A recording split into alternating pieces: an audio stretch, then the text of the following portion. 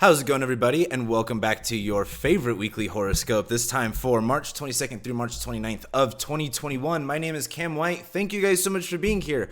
I love and appreciate every single one of you. I'm very excited you can be here with me this week. This is a very important week, but clearly I have to address something. I have reversed the camera angle. I got into a really bad habit and I mirrored it. This is how you would actually be seeing me if you were like sitting across from me. I just wanted to bring that up too, before we also begin. This week I should say, I have my April horoscopes coming out, so make sure you look out for them. April horoscopes. I wanted to say, I'm kind of doing them differently. I'm not really explaining the astrology transits. Like, that's what I do here in my weekly horoscope. Like, one problem I kind of had was like, I do a monthly horoscope twice because I do a monthly horoscope plus weekly horoscopes. So instead of explaining everything twice, what I really did with the monthly horoscopes is just go straight into like, okay, how is this affecting you? What's going on and where? And the idea is to be able to follow up with my weekly horoscopes so you can kind of like tag along in a sense and you can know how it's going to be related to you. Anyway, I'm posting those this week. I really hope you guys like them. Please let me know how you feel about them. If maybe I should, like, where I can improve. I plan on, kind of having just, more fun with it. Anyway, enough of that, because we have a really big week to talk about. I'm not even situated. I was just like, man, I got to record this like right now. Anyway, we start Monday off with the moon in Cancer it's going to be applying to Neptune for the most part for the majority of the day. So in other words, the moon is void. The moon's not really doing too much at this point. What I would say, though, and this is, of course, something I always say when there's an aspect to Neptune, this is a good opportunity to get dreamy, if that makes sense. Like, get creative, right? Like, it doesn't hurt. I think with the moon in Cancer, though, where this is kind of like highlighting, all right, like, where are our needs? I think we could be idealizing, nurturing, idealizing, like, protection a lot. And I think, Mercury's still in Pisces at this point. So I think our heads are a little bit more still wrapped up, at this point. It's still, yes, it's Aries season. Things are turned on, things are going, but Mercury is still, dragging along in Pisces. So there's this kind of, our heads still kind of lost in the clouds. And I think just the moon in Cancer, we're just going to be feeling that way. Like, it's kind of like, I feel like Monday's one of those days where when you get into like a physical activity, whether it's like, painting something or, really anything physical, where you just kind of get in your zone and you kind of just like check out. You don't necessarily think about anything. You're not necessarily, you're really like in the zone thinking, contemplating stuff. That's what kind of Monday looks like to me. So I wouldn't worry about Monday all too much. Monday, of course, is just the beginning of the week. We just get started. But then Tuesday is looking really fun. So I'd like to mention, by the time we get later into Tuesday, actually, let's fast forward a little bit into Tuesday, that moon ingresses into Leo. That's going to be one of the big things. And notice that the moon instantly starts to apply to Venus and the sun. Now, at this point, later on this evening, I believe, let me double check. Venus goes within a degree by Tuesday of the sun, right? So this Venuz Cazimi business starts, and I think it really gets introduced with this moon in Leo ingress. So expect Tuesday day to feel kind of off, and then once we get to the afternoon, things are going to really feel good. I think really, actually, let me resend that comment. When I say good, I mean exciting in one sense. How would this not be good? Oh, well, Mercury is squaring Mars also on this day. So there's going to be a lot of Tuesday is kind of wild. I think for one, Mercury squaring Mars, great day to get off Twitter, great day to not be online, great day to just not talk to people, to be honest with you. This definitely looks like, this is like saying the wrong thing in the wrong crowd because you're not aware of certain things, and it just looks bad. So when it comes to communication, when it comes to ideas with Mercury and Pisces, our heads are, getting much more kind of like in the clouds. we're speaking much more in a imagery, right? With Mercury scoring Mars, it's just like, Mars in Gemini really wants rationality. Mars in Gemini wants information. Like, okay, like cut the shit, Mercury. Like, speak up, basically. Which I also think is fueled by the moon in Leo, trining Venus and Aries, being like, I'm going to get what I want. Stop beating around. Like, this is very stop beating around the bush energy. Tuesday looks very confrontational. But, like, it's the moon in Leo. This is very, passionate. This is very, like, prideful. Sun in Aries, Venus in Aries. This is like, this is what I want. This is what I'm going after. Like, you're going to feel very, like, self-righteous. Which, is that a good feeling or a bad feeling? That's up for you to decide. But I do think that Mercury squaring Mars on Tuesday will really dump gasoline on the fire. If you really don't want to get in fights with people, don't. But if you really want to get in a fight with someone, this looks like a good day. Like, that whose line is it anyway? But it's like, what's a good line to start a fight? And it's like, who wants to get in a fight? Like, this is a day to get into a fight, in my opinion, if that's what you're looking for. But hey, this is Aries season. This is the season to address things, right? This is the season to, like, initiate, to go. So, you could just be kind of feeling it. Anyway, we're going to move on from Tuesday, because Tuesday, again, there's quite a bit going on. But I think the moon going into Leo will feel good. With the sun in Aries, it's going to feel good. Venus in Aries. Okay, actually, I got to bring this up too. Because people on Twitter, me and SJ were talking about this, and people are like, why is Venus in Aries combust good? In my opinion, I truly believe this Venus in Aries transit will be fun simply because the sun is kind of like running the show here, right? This is the sun's exaltation. The sun is really dignified here. Venus is going Cazimi. Venus isn't just like combust the whole time, right? I also think too, the most important part is Venus and the sun are sextiling Saturn and Jupiter and sextiling Mars by sign, and by aspect. So there's really no bad aspect going on with Venus. Sure, she's combust and detriment, but there's when you talk about. So the idea of Cazimi, this is the most important, this is the important part of it. This is how the traditional astrologers, Ibn Ezra calls it like a sick or a dying planet when a planet is really close to the sun, right? When that planet conjoins the sun, that's kind of like, you're no longer sick anymore and you're on the way up, but you're not like fully 100% recovered yet. So with Venus conjoining Chiron, the full moon in Libra that we have to talk about at the end of this week, this full moon in Libra, that's also highlighting Venus on Chiron with this conjunction to the sun, sextile to Saturn, sextile to Jupiter, sextile to Mars. Like, I don't know what the problem. I don't know why people think this is gonna be bad. Like, I'm struggling. I mean, sure, yes, Venus is in detriment. However, I think it's Venus. Venus is still going to have fun. Venus in Aries is just much more about having fun in a more aggressive way. Like, in my opinion, Aries rules my fifth house, so I'm much more like, oh, it's playful. And of course, Venus in Aries can be a little intense, don't get me wrong. But it's Venus. Venus is still good. Like, Venus is still trying to have a fun time. You can either embrace that or deny it. However, I just got to say, I really don't think this Venus and Aries transit is going to be bad. I think it's going to be sensitive. There's going to be a conjunction to Chiron. It's going to be, there is this sense of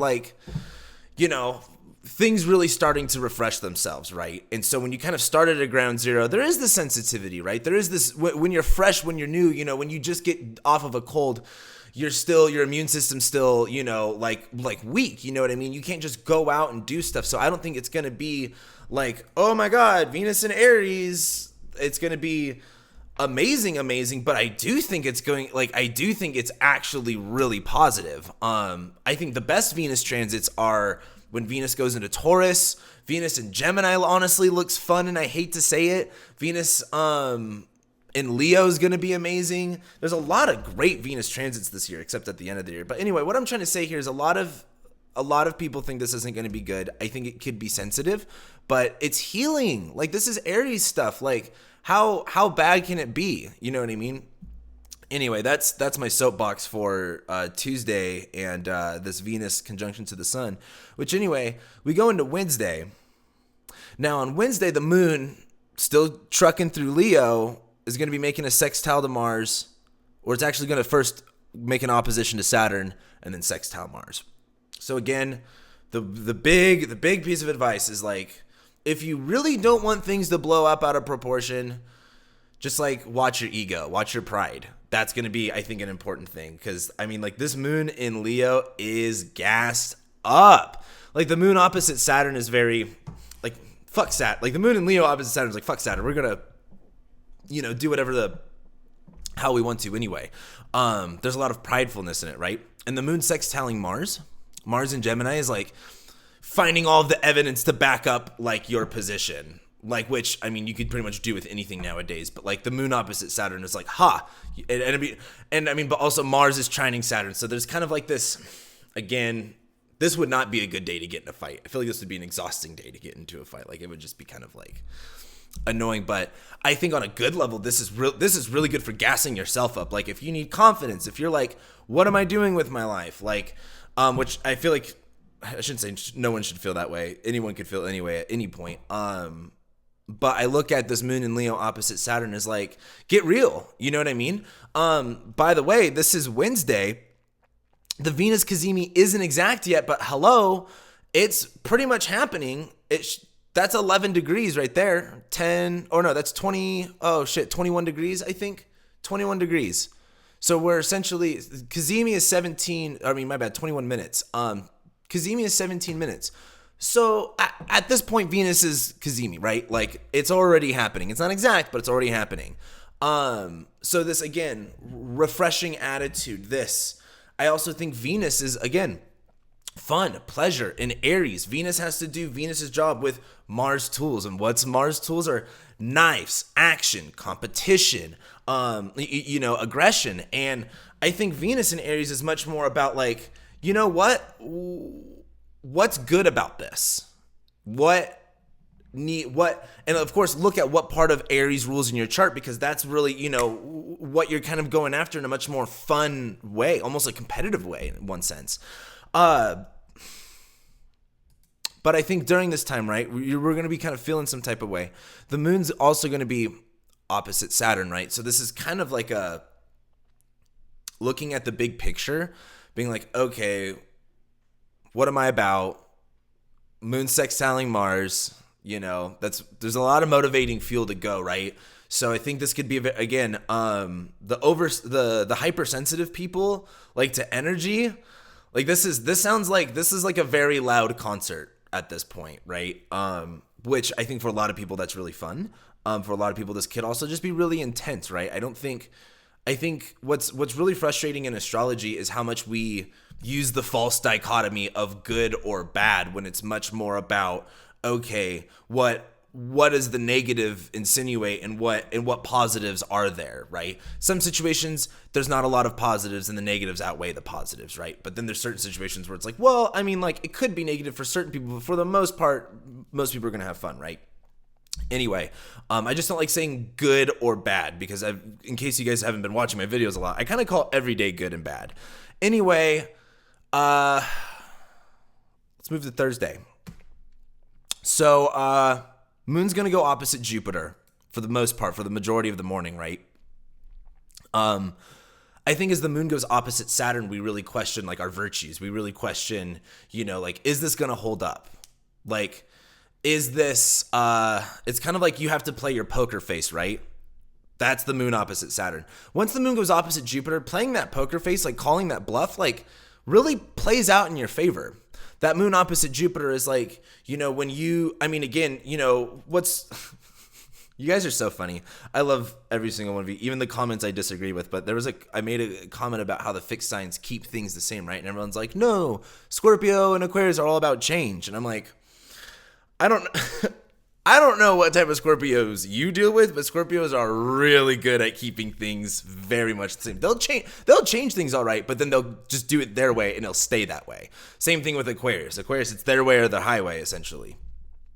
So it's like it's so, see, the thing is with astrology, we like, things mean things, right? Like you can't look at the sign of Scorpio and instantly think change. Like in one sense you can think of it as death as a change. When it comes to the idea of modality, which the idea of modality is really going to be much more focused on like its expression, right? Scorpio is like intensity, right? But that intensity is fixated. That intensity is staying there. It's consistent. But what I'm trying to get to is this moon in Leo. It's like when you hold your position opposite Saturn, when you face the authority, you know what I mean? When you kind of say fuck the authority, I think this moon opposite Jupiter, I think there's kind of a reward for that. As we go through this year, and this is like a really big heads up to you guys, like as we go through this year and we start to get these, I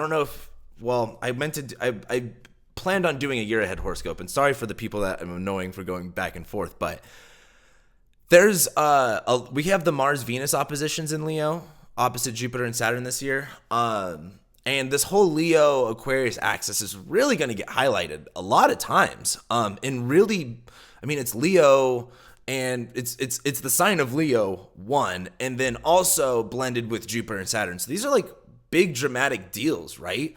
I think as we have this moon opposite Jupiter, and I'm only emphasizing this again because this is that Venuz Cazimi at this point. Look at that. Venus is only 5 minutes away, pretty much in the heart of the sun at this moment.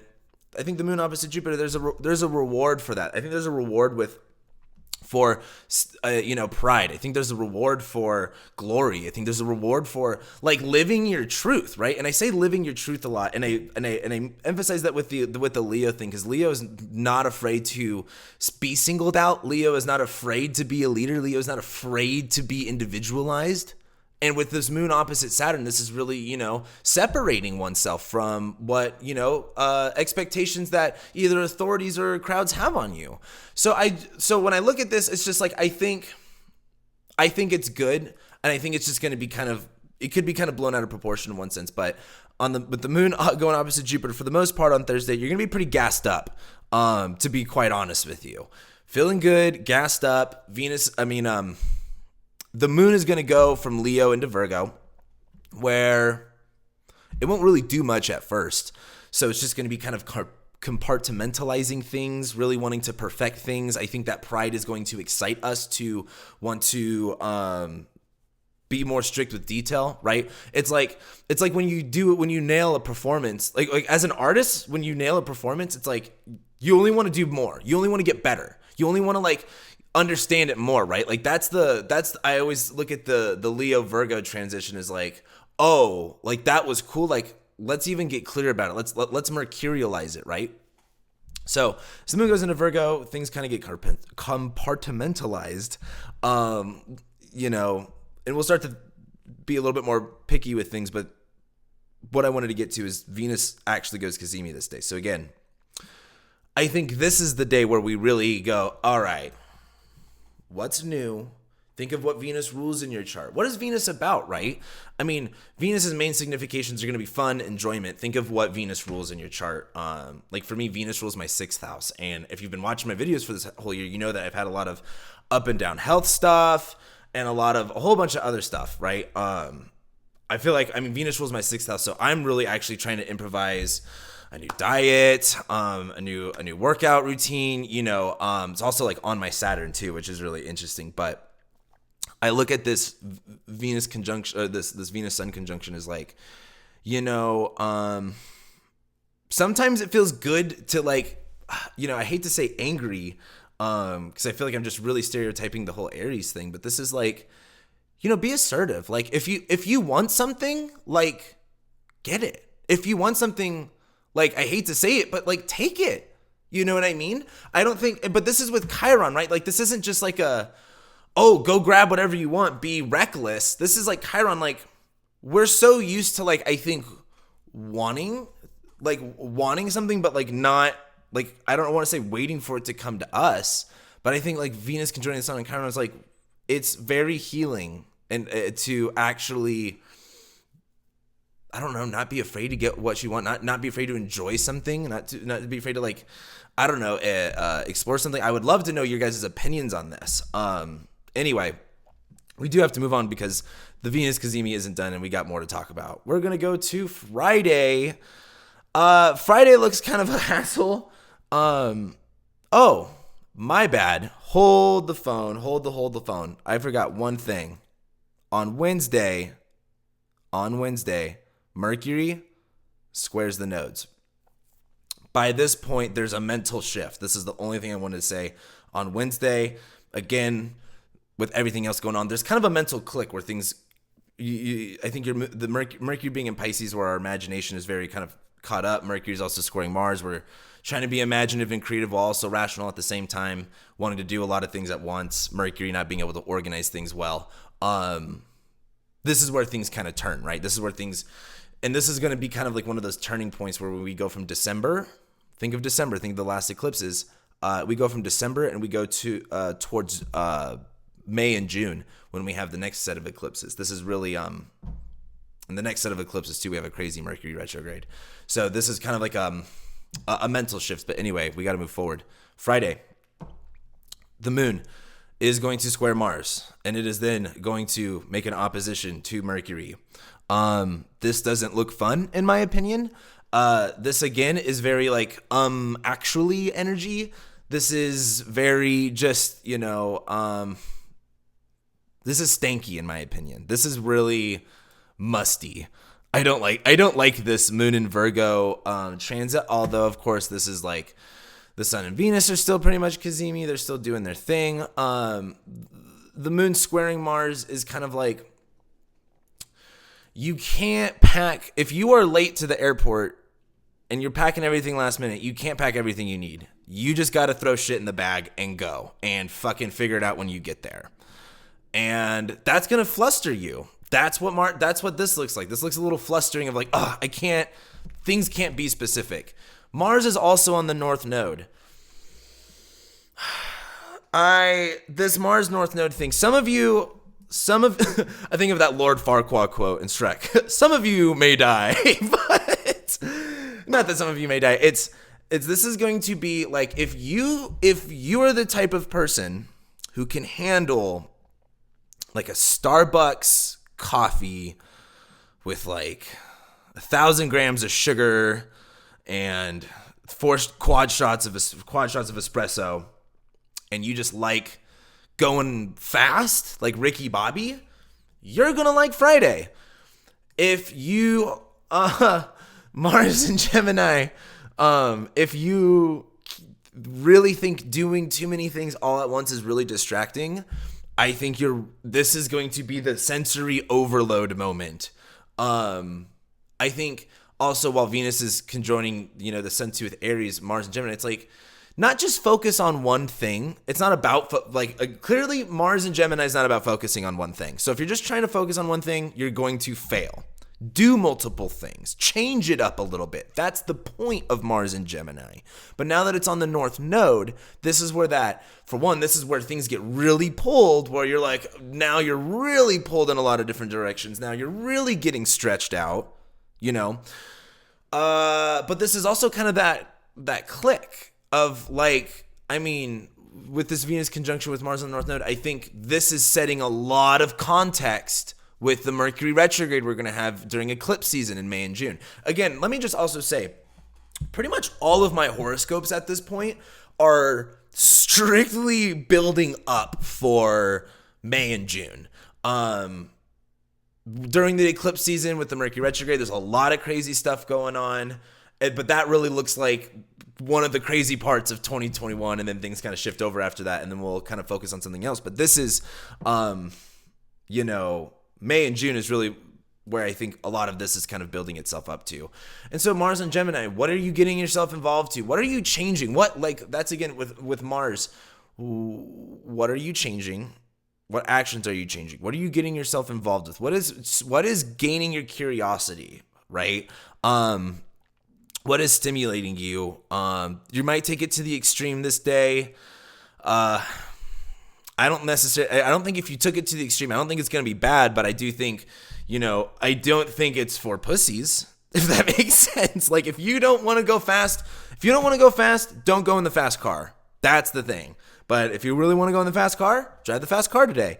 That's what this kind of feels like. But it also, again, with Mars in the North Node, the moon squaring it, just lots of loud noises is what this looks like, in my opinion. I mean, like, whether you want to drive the fast car or you don't want to drive the fast car, you guys are all near a fast, loud car, and the car's really loud, regardless if you like it or not. It's really loud, and it's kind of like a lot. Like, have you guys has a hope?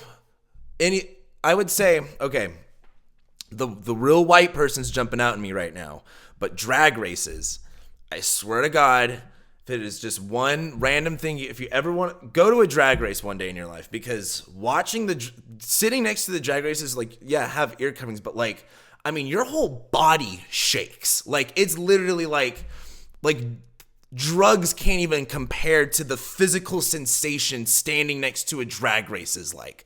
And I feel like drag races are just underrated on the stimulation vibe, but like, what I'm trying to bring here is like, Mars and Gemini is like that, right? Like, it's just loud frequencies. It's intense vibrations. It's things moving really fast. So, maybe take, like, when there's lightning and thunder and you need to give your dog like a little sleepy pill, or like wrap in a little blanket. This also might be a good day for that. Anyway, then we get to Saturday. The moon really doesn't do a lot. It's pretty much void. The moon's going to go opposite Neptune. Pretty much, I think I shouldn't joke about this, but pretty much, like, if the mania is really going to kick in at this point, like the moon's void, or, I mean, you could say it's opposite Neptune in Virgo, trining Pluto, just sounds like a lot of anxiety to me. All this sounds like is anxiety at this point. Overthinking things. Think about the moon is also gaining in light. This is really like, if anyone has ever been in a play before, which I would hope you have, and if you're an adult and you've never been in a play, once things open up, like, go and do some acting. It's really fun, and it can really do a lot of good things for you. But anyway, before, what is it called? Opening night. Getting everything perfect. Making sure everything's in order and everyone's got their scripts lined and all the, all the props are done, all of the sets done, all of the costumes are done. With this full moon that we're getting up to at the end of the week, this full moon in Virgo is like going over your checklist. All right, is this is this what I needed? And the moon's void, right? It's kind of like before a game day, if you go over your list, like, there's only so many things you can do last minute, right? Like, I feel like the moon being void opposite Neptune is like, you think going over your list gives you this like false sense of control that you actually don't have. That's what a lot of this looks like. It's like whatever makes you feel more comfortable, but as the moon's really increasing in light, this is really going like, okay, we need to make sure everything gets in order for the big show, right? But the moon's going to be also void too. So it's going to be kind of like, just go over your checklist like once or twice. You don't need to do it 3 or 4 times, because then you're just going to start freaking out, right? So Saturday is interesting, right? It's an interesting day for a Saturday, I think, because Saturdays are usually much more, exciting. But the big show is on Sunday, and we get the full moon in Leo, pretty much with Venus on top of Chiron. With Chiron now, sure, you could say Chiron is Cazimi in definition. However, when it comes to like asteroids and even the outer planets like Uranus, Neptune, Pluto, like it's different, right? Like you can't, I don't know. I think comparing the traditional planets with everything else is or at least saying that they all act the same is very weird. But I would like to say is I don't want to talk about Chiron being Cazimi, but I'd rather talk about Chiron's being highlighted here, and clearly Chiron coming up. Let's talk about this full moon though, because this full moon is also trining Saturn. It's trining Mars. Its ruler is Venus. Where's Venus? Oh, look at that. It's conjoining the sun, where the sun's exalted on Chiron. This looks really good. This looks so constructive. This literally looks like this full moon in Libra is like, Again, the sun's in Aries. What do I need to initiate? What do I need to begin? What is starting? What is new? Where am I? What am I doing, right? This is the full moon in Libra. What is also changing? What needs to be balanced out now? Where is the balance shifting? In winter, when you get to the sun, when you get to like the Scorpio season and everything's dying, right? Like this is that shift where everything starts to grow, right? Full moon in Libra, things are feeling better on the inside. This is also, of course, the full moon kicks off Easter, right? So and also too, March is like, correct me if I'm wrong here, but it's harem, or is it, what is it called in Islam where you don't do anything or you like fast or whatever? One thing I just bring up is like, just all cultures are really celebrating something around this point, which I think is really significant. But I look at this full moon as like, hey, what's good? This moon is trining Saturn, right? Like, where can we build bridges? What can we realize that we need to connect to? I think with Venus on top of Chiron, the ruler of this full moon on Chiron, this is like, again, like going for what you want, taking what you want, and getting it. Like, and I know that sounds like, it sounds bad in the sense of like, oh, you shouldn't take, like maybe you should ask. Well, I'm also a Libra moon, so I'm just like, no, be polite first. But this is so much more of like, you know, doing things differently at the bare minimum. With the moon also trining Saturn and trining Mars, like this is like doing the work to get what you want, right?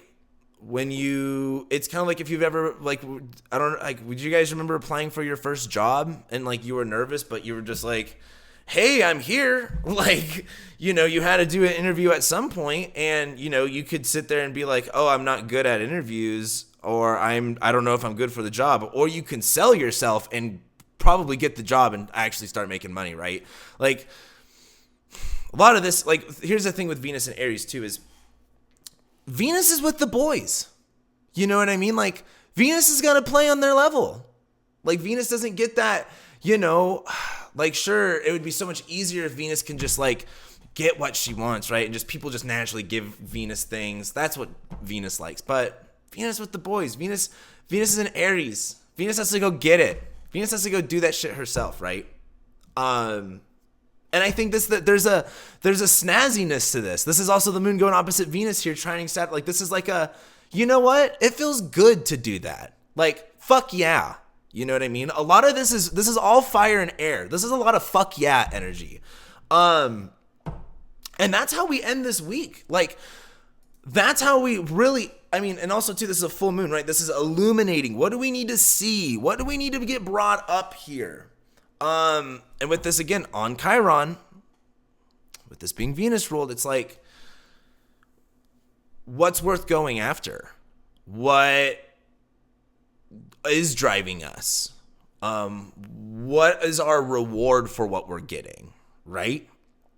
What makes sense?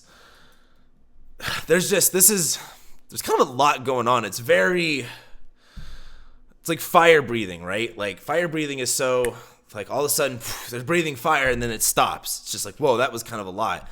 I don't really say it stops at this point, but it's intense, right? Like if you ever stand next to like a concert where the flames come up and you feel the fire and you're like, whoa, it got really hot in here really quick. This is kind of the same thing. Very intense. But we really end the week, and we start next week off this full moon, and we jump into April, which again, April horoscopes are coming out. I hope you guys are looking forward to them. By the time we get to April, April's on a whole nother level because this is how we're closing the month off, starting April off, right? Next week, we have Mercury conjoining Neptune. Looks fun for the right person. Jupiter enters shadow, which I usually do not talk about a Jupiter entering shadow, but I do want to talk about Jupiter entering shadow next week because Jupiter is also going to then go into Pisces, then retrograde, then go back into Aquarius, right? So That's a significant mile marker. Venus sextile Saturn next week, and that looks really constructive. And Mercury enters Aries next week, where we finally get out of that mental fog and everything's kind of caught up on pace, where we're really like active and outgoing and ambitious, even mentally, right? So I think that's all that I've got for you guys. Thank you guys so much for being here, liking, sharing, commenting, subscribing. Let me know some thoughts and comments in the comments below. And with that being said, I'll be seeing you next week.